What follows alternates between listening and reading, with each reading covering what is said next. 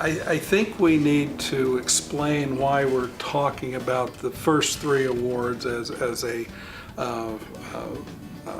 composite, and I think we were clear about we were not comparing and judging on a criterion that was about all the projects together. But we did talk about each one individually. And I think we enjoyed the contrast of scale and the difference in scale. The one thing that these three projects had in common was the relationship to nature, the excellent detailing, and the general follow-through of the idea. Absolutely.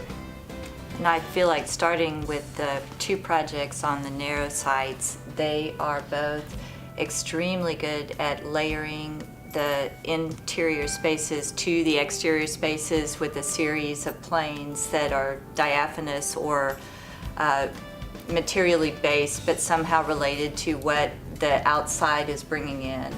The Wolfe Den house, which uses a screening device through which you see on a kind of even and regular basis, and then the one in the trees, the house in the trees, which slices off the view just below where you would get the ground plane, so you really do feel like you're suspended in space a lot of the time. What's Such an interesting effect. It's incredible effect. And then the large house on the lake, the retreat on the lake, is so brilliant at realizing that there are multiple scales in the landscape. It creates its own internal landscape with a marvelous courtyard, which precedes and foreshadows the tremendous view that'll come when you look out at the lake beyond it. Another thing that deserves mention about that house, about the house on Lake Travis, is personally I believe a lot of architects lose control on these big houses. They just become these giant, scaleless, kind of sloppy assemblages of rooms. And this one, the architect has broken it down into very manageable sizes of spaces and used the pieces of it to shape an exterior space, a controlled exterior space in that courtyard that contrasts with the scale of the rooms on the inside, so that that person never really loses control of the project. It's very rare to see that. Once you're inside each one of these projects, that you're in another world, and regardless of whether you're on a magnificent site on a lake or whether you're sort of boxed into an urban infill site, there is that experience of nature and garden and dappled light through leaves and fresh air, etc. And there's a modesty about all three of them, even the great big one. There's a modesty, there's a formal modesty there about all three of them, particularly the two in town, which are basically bar buildings, which architects love because it's such a great perspective view. But also that modesty, I think, is from a sincerity. You see it reflected in the plan as well. This is about simple spatial volumes, intersecting and not trying to overwhelm themselves or each other or competing with what's around them. It's really about urbanity. These are very urbane compositions.